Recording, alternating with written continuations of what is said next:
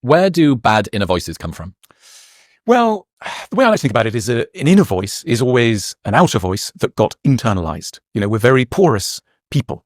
The way in which we're spoken to becomes the way in which we speak to ourselves. I mean, if that sounds too weird, think of language, right? All of us arrive in the world not speaking any language. And by the age of 3, 4, 5, 6, 7, we'll have learned a lot of words. But the fascinating thing about human beings is we don't know we're learning. So we can be doing other stuff like, doing handstands in the garden or drawing buttercups in the kitchen. And we're becoming expert grammarians. Hundreds of words are entering our minds. Complex grammatical constructions are entering our minds. Now, the way I like to think about it is that language analogy holds true for emotional life as well. So at the same time as we're learning a language of words and declensions, we're also learning a language of emotions.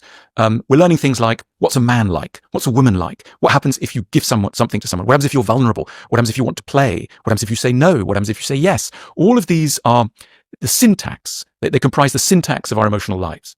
And it's an invisible syntax, just as our grammatical syntax is invisible. But it's there, and it will operate throughout our lives, and it will be immensely hard to change. I mean, you know what it's like if if you grew up speaking English, and then you want to learn a foreign language. You suddenly want to learn Italian. Well, good luck to you. You're learning a long time. It's not impossible, can be done, but I think it's helpful to think of how hard it is, because sometimes people get very impatient in their attempts to change things about themselves. They go things like, I want to change how I relate to people in relationships, say. And I've read a book, and I've been to 3 therapy sessions, and I'm really annoyed. Nothing works. You want to go, okay, imagine this was Italian. So you've looked at a book on Italian, you've taken 3 classes, and you don't speak fluent Italian, and you're complaining. So we do need some modesty here, just in order to be properly ambitious.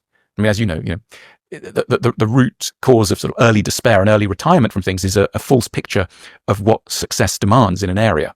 And I think in the area of emotional improvement or maturation, we sometimes let ourselves down by thinking it's going to have an ease which it won't have. It's interesting thinking about how language shapes our experience of emotions and our experience of the world. That German, for instance, has a colorful number of ways to describe certain emotions that you can't in other. You say, well, does the fact that we have the word for it almost unlock that emotion in a way? It allows us to do self-investigation. Yes, I think, philosophers watching this, philosophers of language may have arguments pro and it's a big thing, but I definitely feel that the more words we have, the more we can attend to what we feel. And in some cases, the more we can feel. I remember learning the word anxiety when I was a teenager, and thinking, wow, that's a really useful word. Probably nowadays people learn anxiety a lot earlier, but in those days, it was a fascinating word to learn. And the more one's vocabulary stretches, the more you're able to put a flag in bits of your psyche that are perhaps painful. And I think, if you think about why people go to psychotherapy or even frankly what motivates a lot of friendship, it's somebody else helps to give you a vocabulary for bits of your mind and bits of your experience that have not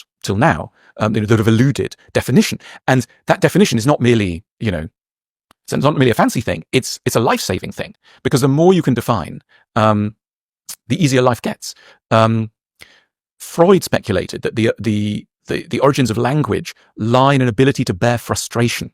So that if a child can think, I'm currently frustrated, but mummy's coming back, and and the person's got those words, then that can help you to bear missing and also bear excitement, or all sorts of things. Things can become more bearable the more you can put them into language. And I think adults know this when we go back journaling, right?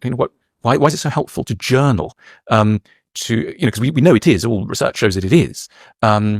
What is it about translating a feeling into a word for that feeling that's helpful? And I think it tames, it contains, and it narrows the spread of difficult emotions. It's very ephemeral, right? You've got these thoughts up here moving around, floating about, and then they have to be concretized. And you're right, it almost feels like it squeezes it through an aperture of some kind. You say, okay, this is what I meant by that. It's not this notion. Yeah. It's not this sort of ambient sound. It's somebody shouted a noise in the next room. Yeah. It's like, oh no, it's here. Yeah. I can touch it. You can see it. Yeah, that's right. And think of relationships, couples. The more their vocabulary for what they're going through increases, the more they can say, I'm feeling this. I'm feeling, when you do that, I feel this, etc. And the enemy, the sort of normal word is people say communication, but it's really language. It's putting language to feelings. And so much goes wrong in life because we're unable to do it. It starts with ourselves. We can't do it with ourselves. Here's a useful phrase that psychotherapists use to talk about disassociation. It's a fascinating concept. What would it mean to disassociate? And the way it's understood sort of therapeutically is that you could feel an emotion, it's so difficult, tricky in some way, and you then stop feeling it. You disassociate from the feeling that's in you. It's still in you, but you're no longer registering it. Tricky. And the argument is always the more you can associate and the less you can disassociate, the better off you will be.